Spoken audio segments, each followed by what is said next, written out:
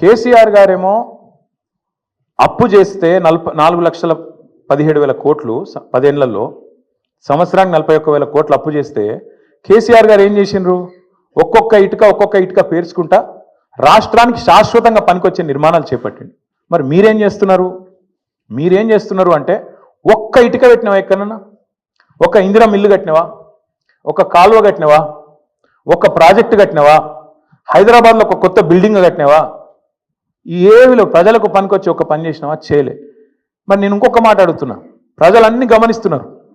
రాష్ట్రమేమో దివాలా తీసిందంటావు, రాష్ట్రం దివాలా తీసిందని దివానా మాటలు మాట్లాడతావు. మరి మీ కుటుంబం ఆస్తులు ఎట్లా పెరుగుతున్నాయి?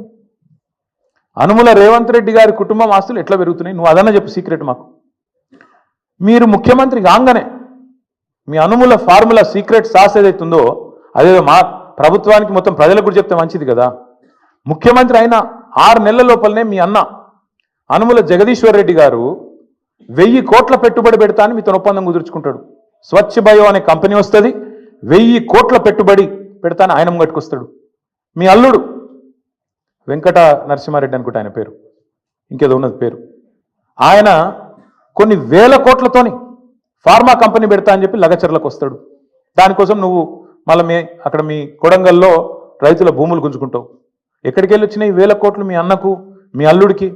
మీ అల్లుడు వారి తండ్రి మీ వియ్యంకుడు మొన్ననే కదా, ఎక్కువ రోజులు కూడా కాలే, మీ వియ్యంకుడు మొత్తంగా అప్పుల్లో ఉండే కంపెనీ మొత్తం అప్పు రైట్ ఆఫ్ అయిపోయింది. మీరు అధికారంలోకి రాగానే మీ వియ్యంకుడి కంపెనీ యొక్క అప్పులన్నీ రైట్ ఆఫ్ అయిపోయినాయి కేంద్ర ప్రభుత్వం దయతోని. మీ జూబ్లీ హిల్స్ ప్యాలెస్ ఏదైతే ఉన్నది, ఇలా రేవంత్ రెడ్డి గారు ఎక్కడి నుంచి అయితే వర్క్ ఫ్రమ్ హోమ్ చేస్తున్నాడో 3 ఇంతలు పెరిగింది. పెద్దమ్మ గుడి దాకా వచ్చిందట, కొద్దిగా అయితే యువతలకు వస్తుందేమో. 2000 ఎకరాలు కొన్నాడు 4th సిటీ దగ్గర. మొత్తం వెల్దండ నుంచి మొదలు పెడితే 4th సిటీ దాకా 2000 ఎకరాలు వీళ్ళ బినామీలు, వీళ్ళ కుటుంబ ఆస్తులు పెరిగినాయి. 10 లక్షలు కూడా పెట్టుబడి లేని నీ బామ్మర్ది సృజన్ రెడ్డి 1137 కోట్ల కాంట్రాక్ట్ వచ్చింది. నీ అల్లుడు ఆస్తి పెరుగుతుంది, నీ బామ్మర్ది ఆస్తి పెరుగుతుంది, నీ కొండలరెడ్డి ఆస్తి పెరుగుతుంది, తిరుపతి రెడ్డి ఆస్తి పెరుగుతుంది, నీ వియంకున అప్పులు రైట్ ఆఫ్ అవుతాయి, నీ ఇల్లు 3 ఇంతలు పెరుగుతుంది. కానీ రాష్ట్రం మాత్రం సంకనాకిపోతుంది, దివాలా అయిపోతుంది. ఎట్లయితుంది మరి ఇది? అందుకే మేము అంటున్నాం, ఈ సీక్రెట్ ఏందో చెప్పండి మాకు కూడా, రాష్ట్రానికి చెప్పండి. మీ అన్నదమ్ములు, మీ కుటుంబ సభ్యులు, వాళ్ళ అప్పులు, వాళ్ళ ఆస్తుల గురించి కూడా చెప్పు. ఎట్లా పెడుతున్నారు సడన్గా పెట్టుబడులు పెద్ద ఎత్తున? అవి కూడా బయట పెట్టు.